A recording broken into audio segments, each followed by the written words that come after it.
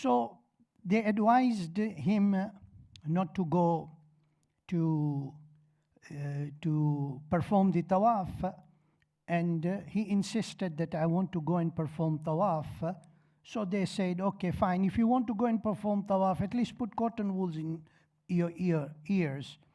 And he goes there, and he is performing the tawaf. Prophet is sitting in Hijr Ismail, and the Prophet is conveying the message of Allah Azza wa Jalla. And then what happens is that he reflects and he says, I am not a foolish person. I can go and ask him, and if whatever he tells me appeals to me, I will accept it. If it does not appeal to me, he cannot force it upon me. So he goes to the Holy Prophet and he greets the Holy Prophet, and the Prophet says that the best way to greet is say Salamun Alaikum, and meaning peace be upon you. And after that, this person from Khazraj says that, Ya Muhammad, tell me what has your God revealed upon you. It is at that place that the Holy Prophet quoted verses number 151 and 152 of Surah Al-An'am. We will just go through verse number 151, where Allah Azza wa Jal says, قُلْ تَعَالَوْا أَتْلُوا مَا حَرَّمَ رَبُّكُمْ عَلَيْكُمْ أَلَّا تُشْرِكُوا بِهِ شَيْئًا وَبِالْوَالِدَيْنِ إِحْسَانًا. Say, come, I will recount what your Lord has forbidden you from. Then you shall not ascribe any partners to him, and you should be good to the parents. So Prophet says that one thing that Allah Azza wa Jal has forbidden is that you do only worship Allah Azza wa Jal. Stop worshipping the idols. Stop worshipping other things that you are worshipping. That you do not associate anyone or anything with Allah Azza wa Jal. Worship only Allah. The second thing that your Lord has commanded is that you be good to your parents. So we find here that this order of being good to the parents is a very early teaching of Islam, and it was to bring about the change in the society where people were not respecting the parents. Now we come to Surah Luqman, where Nabi Luqman is advising his son. And what is the order that Allah gives here when Nabi Luqman is advising his son? The Quran says, وَوَصَّيْنَا الْإِنسَانَ بِوَالِدَيْهِ حَمَلَتْهُ أُمُّهُ وَهْنًا عَلَى وَهْنٍ وَفِصَالُهُ فِي عَامَيْنِ أَنِ اشْكُرْ لِي وَلِوَالِدَيْكَ إِلَيَّ الْمَصِيرُ. So we have enjoined and we have ordered the man concerning his parents. What is that order? The order is that man should be thankful to Allah, and he should also be thankful to his parents. So in between, Allah says that the difficulties the mother faces at the time she is carrying the child in her womb. So all that difficulties that she faces, what you are required to do is that you have to be grateful to Allah. We have to be grateful to Allah for His many, many blessings. And we have to be grateful to our parents. So this is where Surah Luqman tells us.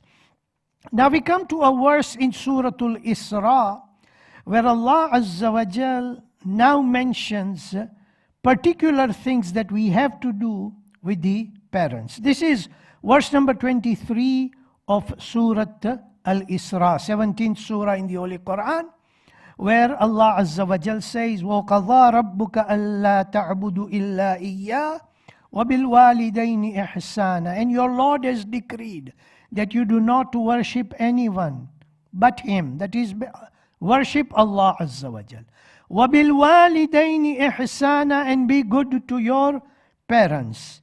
And then Allah explains the situation. إِمَّا يَبْلُغَنَّ عِنْدَكَ الْكِبَرَ أَحَدُهُمَا أَوْ كِلَاهُمَا فَلَا تَقُلْ لَهُمَا أُفٍّ.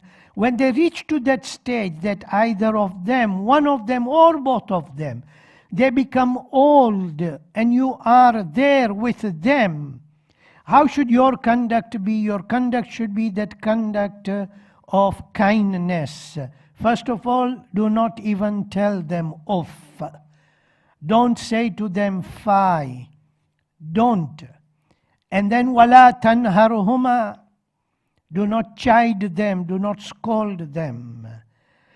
وَقُلْ لَهُمَا قَوْلًا كَرِيمًا. And when you deal with them with noble words. When you deal with them, you tell them kind words. Your attitude and conduct towards them should be showing your happiness to serve them, to look after them. You may disagree with them. You may find difficulty in trying to convince them. But they have reached to that age, and during that age, what they are seeking from you as their child, as their children, is that you deal with them with kindness. We do not have to become angry every time when our parents say or tell us something, how old we may be, 40, 50, whatever age may be. When dealing with the parents, it should be that with happiness. And that is why I find in the tradition that when you look at the face of your parents with happiness, with a smile, and there is that peace in your heart, and when you look at your parents, then that becomes that act of yours. Though it is just a sight, though it is just looking at the parents, it becomes ibadah. It becomes worship for which Allah Azza wa Jal will bless you and He will reward you. There is an incident during the time of Nabi Musa alayhi salam, when Nabi Musa talked with Allah and he asked a question, Ya Allah, who is going to be my neighbor in Jannah? And Allah Azza wa Jal told him that your neighbor in Jannah is going to be that butcher. Allah gave him description of that butcher. Nabi Musa goes to see that person, young man who is working very hard and who is cutting pieces of meat and selling that. He looked to be like an ordinary person. Nabi Musa was observing. Allah had told him, he is going to be your neighbor. Let me see what are the qualities in him.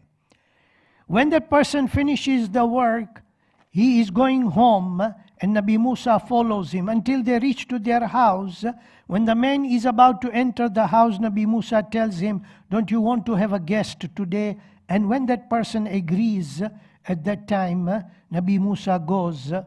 He prepares the food, keeps the food ready, and then he brings out a basket from the top there, brings it down, and in that basket was an old woman, and that old woman was looked after by this young man. The young man prepared her and then fed her, and at that time that old woman was saying something. Nabi Musa did not understand. So when the person finished everything, he asked, who is this old woman? How is she related to you? At that time the young man said that she is my mother. Nabi Musa said, what was she saying? At that time the young man said that she was praying to Allah and telling Allah, Allah, bless my son and make him to be the neighbor of Musa in Jannah. Nabi Musa immediately told that man, the dua of your mother has been accepted and Allah has informed me that you are going to be my neighbor in Jannah. Elders, brothers and sisters, how effective is dua of the mother. But when a person treats mother kindly, looks after the parents kindly, at that time there is that reward from Allah Azza wa Jal. Imam Ali Zainul Abidin salawatullah wa salamuhu alayh, in his dua number 24 in Sahifa Sajjadiyah, which is dua for the parents, in verse number 3 says, teach me through inspiration, knowledge of everything incumbent upon me towards them. So inspire me, let me have that knowledge as to what is obligatory, what is compulsory upon me towards them. And then gather within me knowledge of all that completely. Let me preserve that knowledge. Let me remember that knowledge. And then after that, Imam prays and he says, then make me act in accordance with what you have inspired me. Right? That is, push me towards acting all that which you have shown me. Let me act according to what you have told me. But not only that, Imam also says, and give me success. Let me be successful. Give me success to put into practice the knowledge you have shown me. So, looking after parents is a very important part of our relationship. And as mentioned earlier in that verse of Surah Raat, that we have to keep connection, we have to join what Allah Azza wa Jal has ordered. And one of the things that Allah Azza wa Jal has ordered is that kind relationship, that good relationship with our parents. Not to abandon them, not to let them go away, but rather look after them and be dutiful towards them. This is something which we have been taught in Islam. This is the Islamic guidance. We may be influenced by whatever we see, we hear, we read as to what is going around in the world today. And unfortunately, where Islam established that the family begins with a man and a woman, when we look at the society today, we could have the same-sex marriage which is being accepted, children being adopted, and that is not the system that Islam encourages. Islam says that it should be man and woman, and when they have children, the rights of children are there. The parents have to look after them, and at the same time, the children will also have to look after the parents. Azadaran Imam Hussein alayhi salam, ऐसी माएँ थी करबला की सरजमीन पर जिन्होंने ये तय कर लिया था कि हमारी औलाद को हम कुर्बान कर देंगे.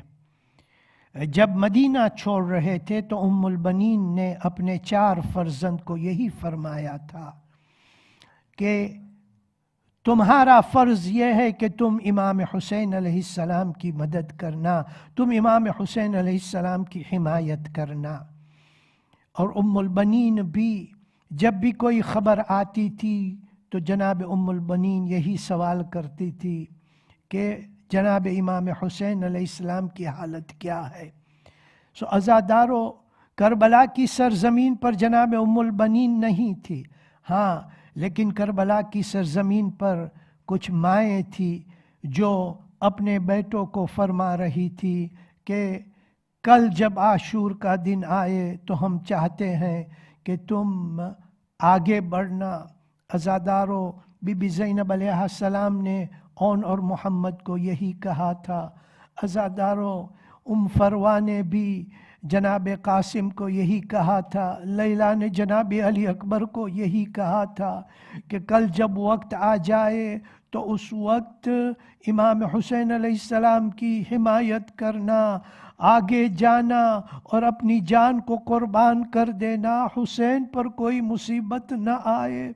अज़ादारों, जब ये बच्चों की लाशें आई है अज़ादारों, तो उस वक्त क्या हालत थी. तारीख़ में मिलता है कि जनाब ज़ैनब अलैहिस्सलाम को जब ख़बर मिली कि औन और मोहम्मद शहीद हो गए हैं तो अज़ादारों उस वक्त भी ज़ैनब अलैहिस्सलाम ने मुसल्ला बिछाया और शुक्र अदा किया.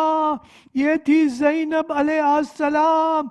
जनाब उम्मे फरवा ने तो जनाब कासिम की पामाल लाश भी देखी थी लेकिन कोई फरियाद नहीं किया. लैला ने जब सुनी, खबर मिली कि जवान फर्जंद शहीद हो गया है, ہے تو اس وقت بھی تاریخ میں کچھ ایسا نہیں ملتا کہ جناب لیلا نے کوئی شکایت کی ہو. ہاں یہی ماں تھی جنہوں نے اپنے بچوں کو پالا تھا اور ان بچوں نے قربانی دی تھی. لیکن عزادارو زینب آخر میں ماں تھی. کربلا سے کوفہ اور کوفہ سے شام، اور جب واپس کربلا آتی ہے اپنے بھائی امام حسین علیہ السلام کو روتی ہے، یاد کرتی ہے امام پر کیسی کیسی مصیبتیں پڑی تھی. لیکن ایک وقت آیا جب گھر میں داخل ہوئی اور جب دو بستروں کو دیکھا تو ایک مرتبہ تاریخ میں ملتا ہے کہ جناب زینب علیہ السلام نے جناب عبداللہ کی طرف رخ کیا. عبداللہ میں آپ کو اپنے دونوں فرزند کا پرسہ دیتی ہوں. وَسَيَعْلَمُ الَّذِينَ ظَلَمُوا أَيَّ مُنْقَلَبٍ يَنْقَلِبُونَ إِنَّا لِلَّهِ وَإِنَّا إِلَيْهِ راجعون. اللهم بحق محمد وأنت المحمود، وبحق علي وأنت الأعلى، وبحق فاطمة وأنت فاطر السماوات والأرضين، وبحق الحسن وأنت المحسن، وبحق الحسين وأنت قديم الإحسان، وبحق 9 المعصومين من ذرية الحسين عليهم السلام. بار الہا ہماری اس قلیل عزاداری کو تیری بارگاہ میں قبول فرما. بار الہا جن مرحومین کی ایصال ثواب کے لیے یہ مجلس منعقد کی گئی ہے، اس مجلس کا ثواب ان مرحومین کی ارواح کو بخش دے. بار الہا ہمارے گناہان کبیرہ اور صغیرہ کو معاف کرنا، ہمارے مرحومین کے گناہان کبیرہ اور صغیرہ کو معاف کرنا. بار الہا دعا ہے جو مومنین اور مومنات بیمار ہے، جو بھی بیماری میں مبتلا ہے اور خاص طور پہ یہ کووڈ-19 کے مرض میں مبتلا ہے، بار الہا ان کو شفاء عاجل اور صحت کامل عطا فرما. بار الہا جو مومنین اور مومنات تکلیفوں اور مشکلوں میں ہیں ان کی تکلیفوں اور مشکلوں کو دور فرما. بار الہا علماء دین کا سایہ ہمارے سر پر باقی رکھنا. تیرے حجت امام زمانہ کے ظہور میں تعجیل فرما، ان کے اصحاب اور انصار میں ہم کو شامل کرنا. وصلی اللہ علی محمد وآلہ الطاہرین. الی ارواح اموات المؤمنین والمؤمنات رحم اللہ من قرأ الفاتحہ.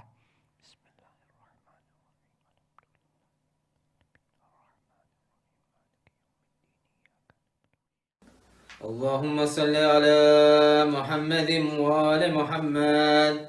بسم الله الرحمن الرحيم. السلام عليك يا وارث آدم صفوة الله.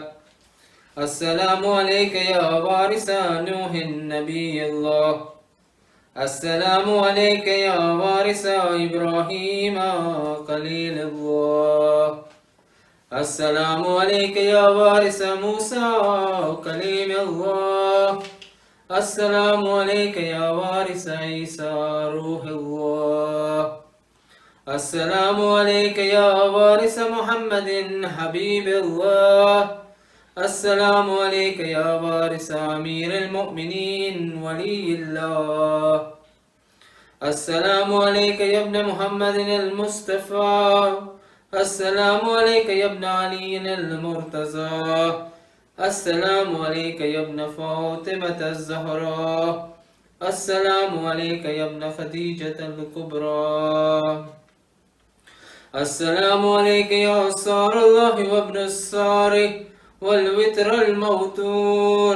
أشهد أنك قد أقمت الصلاة وآتيت الزكاة وأمرت بالمعروف ونهيت عن المنكر وأطعت الله ورسوله حتى أتاك اليقين.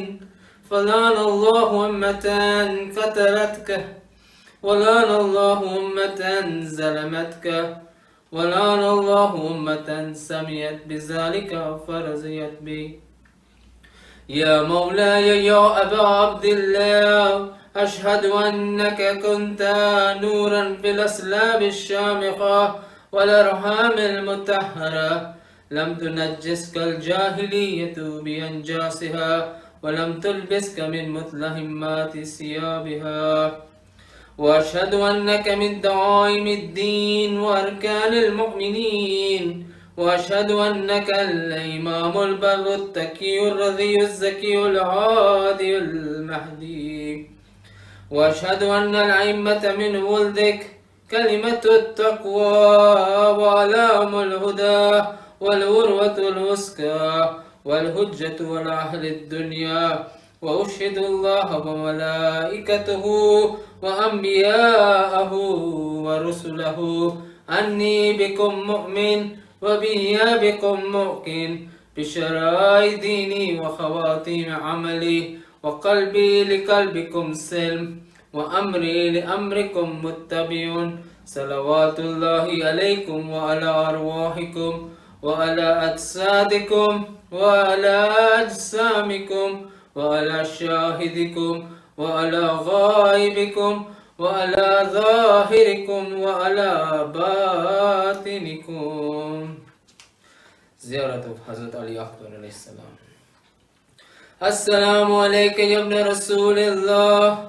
السلام عليك يا ابن نبي الله. السلام عليك يا ابن أمير المؤمنين. السلام عليك يا ابن الحسين الشهيد. السلام عليك أيها الشهيد وابن الشهيد. السلام عليك أيها المظلوم وابن المظلوم. لعن الله أمة قتلتك ولعن الله أمة ظلمتك ولعن الله أمة سميت بذلك فرزيت به. زيارة الشهداء كربلاء. السلام عليكم يا أولياء الله وأحباءه. السلام عليكم يا أصفياء الله وأوداه. السلام عليكم يا أنصار دين الله. السلام عليكم يا أنصار رسول الله. السلام عليكم يا أنصار أمير المؤمنين. السلام عليكم يا أنصار فاطمة سيدة النساء العالمين. السلام عليكم يا أنصار أبي محمد الحسن بن علي الولي الذكي الناصح. السلام عليكم يا أنصار أبي عبد الله بأبي أنتم وأمي تبتم وتعبت الأرض التي فيها دفنتم وفزتم فوزا عظيما. فيا ليتني كنت معكم فأفوز معكم. زيارة حضرة عباس عليه السلام. السلام عليك يا أبا الفضل العباس بن أمير المؤمنين. السلام عليك يا ابن سيد الوصيين. السلام عليك يا ابن أول القوم الإسلام وأقدمهم إيمانا وأقومهم بدين الله وأخوتهم على الإسلام. أشهد لك نصحت لله ولرسوله والأخ المواسي.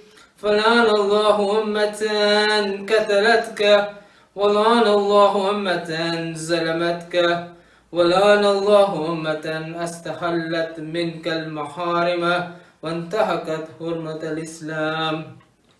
فنعم الصابر المجاهد المحامي الناصر ولق الدافع عن أخي المجيب إلى طاعة رب الراقب فيما زهد فيه غيره من الثواب الجزيل والثناء الجميل. والحقك الله بدرجة آبائك في الجنات النعيم. السلام عليكم جميعا ورحمة الله وبركاته. السلام عليك يا غريب الغرباء السلطان أبا الحسن علي بن موسى الرضا. كن شفيعنا وشفيع والدينا في يوم الجزاء ورحمة الله وبركاته. السلام عليك يا مولانا يا صاحب العصر والزمان سيدي الأمان الأمان الأمان من فتنة الزمان. السلام عليك يا خليفة الرحمن. السلام عليك يا عقابة الإيمان. السلام عليك يا شريك القرآن. السلام عليك يا إمامنا وإمام الإنس والجان. أجل الله فرجك وسهل الله مخرجك وظهورك ورحمة الله وبركاته. اللهم صل على محمد وآله. اللهم صل على محمد وآل محمد. بسم الله الرحمن الرحيم. السلام عليك يا أبا عبد الله. السلام عليك يا ابن رسول الله. السلام عليك يا ابن أمير المؤمنين وابن سيد الوسيين. السلام عليك يا ابن فاطمة الزهراء سيدة النساء العالمين. السلام عليك يا خيرة الله وابن خيرته. السلام عليك يا ثار الله وابن ساره والوتر الموتور. السلام عليك وعلى الأرواح التي حلت بفنائك.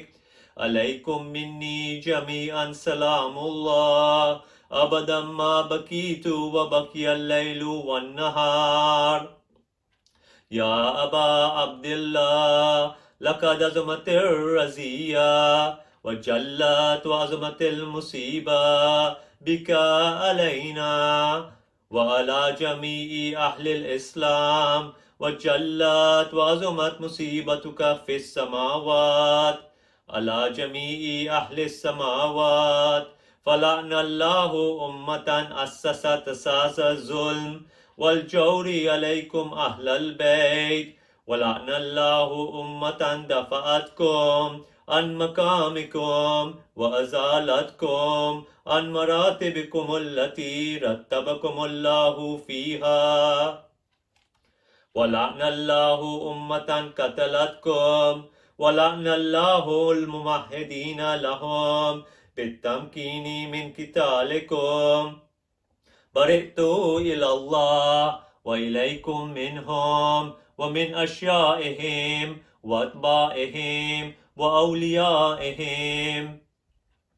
يا أبا عبد الله إني سلم لمن سالمكم وحرب لمن حاربكم إلى يوم القيامة.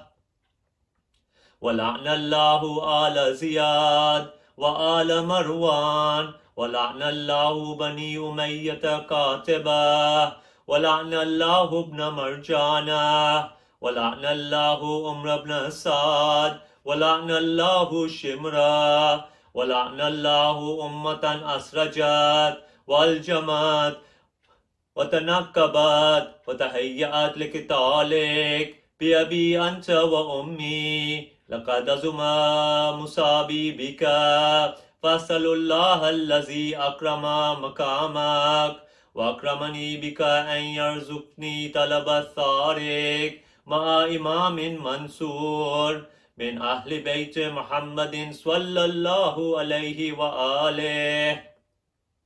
اللهم اجعلني عندك وجيها بالحسين عليه السلام في الدنيا والآخرة.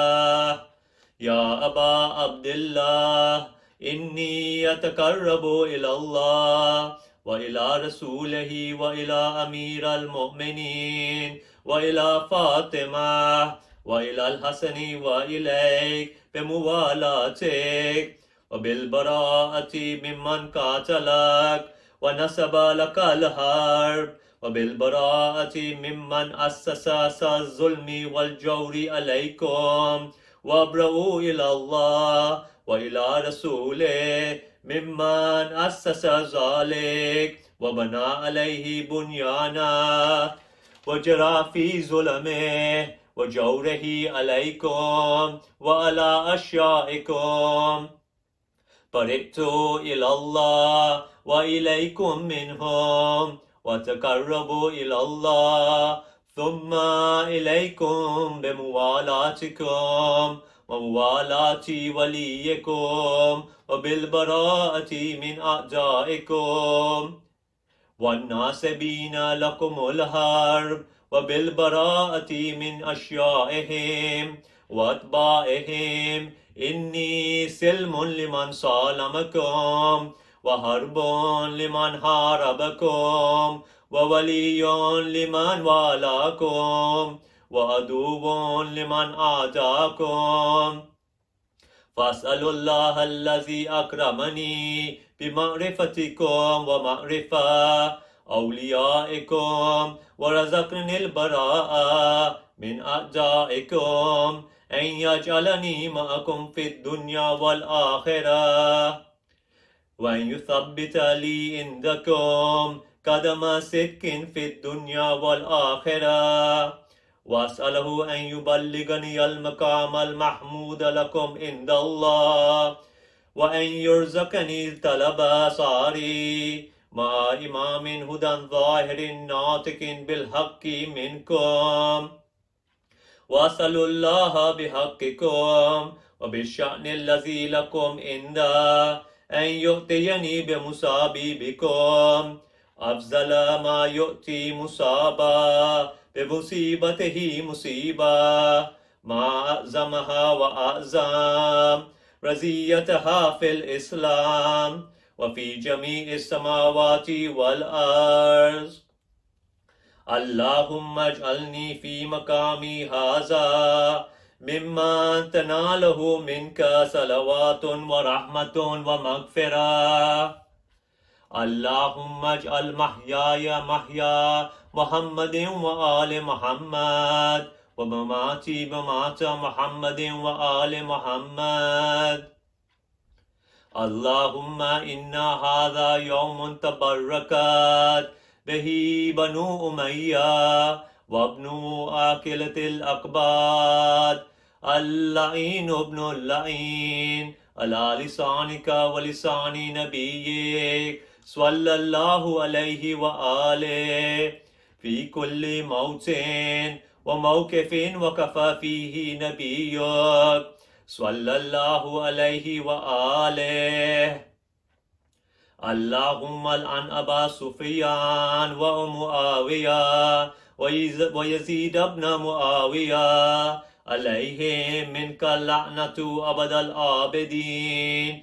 وهذا يوم فرحت به آل زياد وآل مروان بقتلهم الحسين صلوات الله عليه اللهم فضاعف عليهم اللعنة من والعذاب الأليم اللهم إني أتقرب إليك في هذا اليوم وفي موقفي هذا وأيام حياتي بالبراءة منهم واللعنة عليهم وبالموالاة لنبيك ولنبيك عليه وعليهم السلام اللهم الآن أول ظالم ظلم حق محمد وآل محمد وآخر تابع له على ذلك اللهم الآن الإصابة التي جاهدت الحسين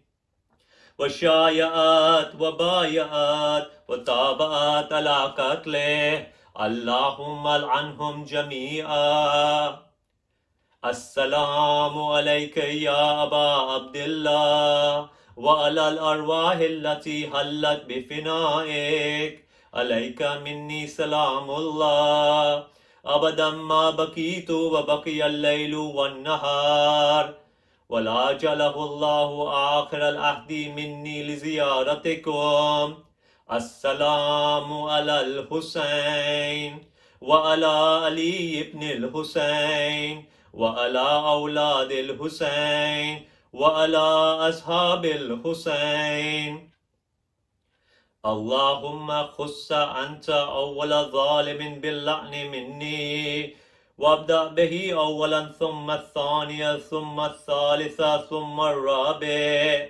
اللهم الآن يزيد خامسا والآن عبيد الله بن زياد وابن مرجانة وعمر بن سعد وشمرة وعلى أبي سفيان وعلى زياد وعلى مروان إلى يوم القيامة سجود اللهم لك الحمد حمد الشاكرين لك على مصابهم الحمد لله على عظيم رزيتي اللهم ارزقني شفاعة الحسين يوم الورود وثبت لي قدم صدق عندك مع الحسين وأصحاب الحسين الذين بذلوا مهجرهم دون الحسين عليه السلام. اللهم صل على محمد وآل محمد.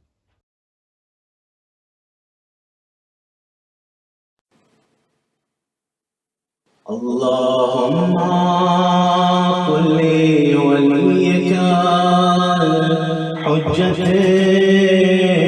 الحسن صلواتك عليه وعلى آبائه في هذه الساعة وفي كل ساعة وليا وحافظا وقاعدا وناصرا ودليلا وعينا حتى تسكنه أرضك وتمتعه فيها طويلا برحمتك يا أرحم